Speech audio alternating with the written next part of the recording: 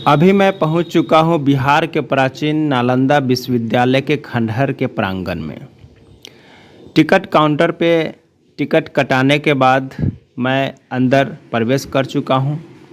आप देख सकते हैं कि बहुत सारे लोग इस नालंदा के खंडहर को देखने के लिए दूर दराज से आते हैं।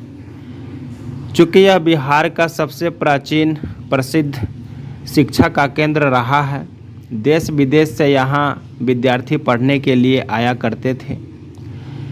यह बिहार की गौरवशाली स्थल है नालंदा।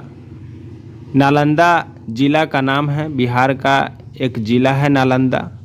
इसी जिला में ये नालंदा प्राचीन विश्वविद्यालय हुआ करता था। तो इस खंडहर को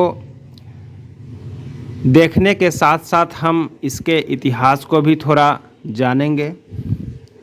तो दोस्तों, आप इस वीडियो में बने रहिए और फिर देखते रहिए इस प्राचीन नालंदा विश्वविद्यालय के खंडहर को, किस तरह से ये बर्बाद हुआ, किसने इसे बनाया और यह अभी वर्तमान में कैसा दिखता है, यहाँ का नज़ारा कैसा है, इस विद्यालय का खंडहर कैसा है, इसकी दीवारें कैसी है, इसके अंदर का नज़ारा कैसा है।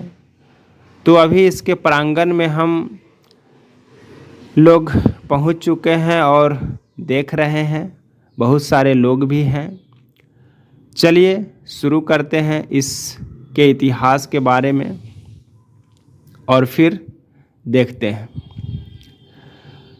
नालंदा विश्वविद्यालय की स्थापना गुप्त वंश के सम्राट कुमार गुप्त प्रथम ने 450 ईस्वी में की थी। यह दुनिया का पहला आवासीय विश्वविद्यालय था जहां शिक्षक और छात्र एक ही परिसर में रहते थे। नालंदा विश्वविद्यालय में 300 कमरे, 7 बड़े कक्ष और 9 मंजिला एक विशाल पुस्तकालय था। इस पुस्तकालय में 90 लाख से ज़्यादा किताबें थी। सोचने वाली बात है, 90 लाख से ज़्यादा किताबें किसी पुस्तकालय में हो तो आप समझ सकते हैं कि ये 9 मंजिला एक विशाल पुस्तकालय था।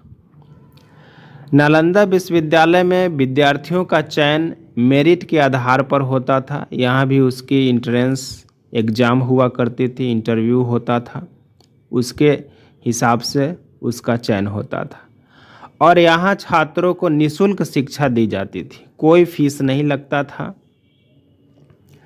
नालंदा विश्वविद्यालय में कई महान विद्वानों ने पढ़ाई की थी, जिनमें कुछ के नाम इस प्रकार है, जैसे कि हर्षवर्धन, धर्मपाल, वसुबंधु, धर्मकीर्ति, आर्यवेद, नागार्जुन जैसे नाम शामिल हैं। ये वे विद्वान हैं जो इसी नालंदा विश्वविद्यालय में अध्ययन किए थे, पढ़ाई किए थे और इतिहास में अपना नाम दर्ज किए थे।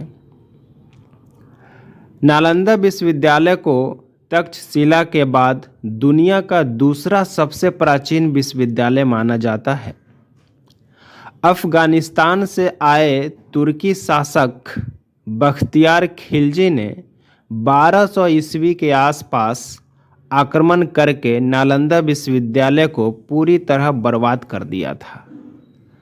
और ऐसा कहा जाता है कि इस बख्तियार खिलजी ने जब इस विश्वविद्यालय को जलाया था तो यहाँ का जो 9 मंजिला पुस्तकालय था, जिसमें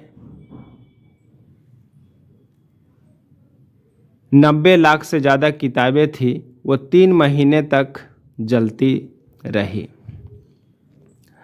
नालंदा एक प्रशंसित महाविहार था जो भारत में प्राचीन साम्राज्य मगध, जो अभी आधुनिक बिहार के नाम से जाना जाता है, यहाँ एक बड़ा बौद्ध मठ था।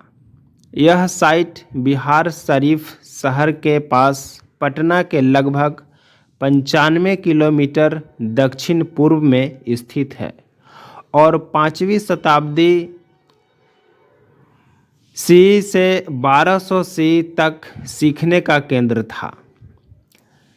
यह यूनेस्को की विश्व धरोहर स्थल में भी शामिल है। यहाँ 10,000 छात्रों को पढ़ाने के लिए 2,000 शिक्षक थे। प्रसिद्ध चीनी यात्री हुएनसांग ने 7वीं शताब्दी में यहाँ आया था और अपने जीवन का महत्वपूर्ण हिस्सा विद्यार्थी और शिक्षक दोनों रूप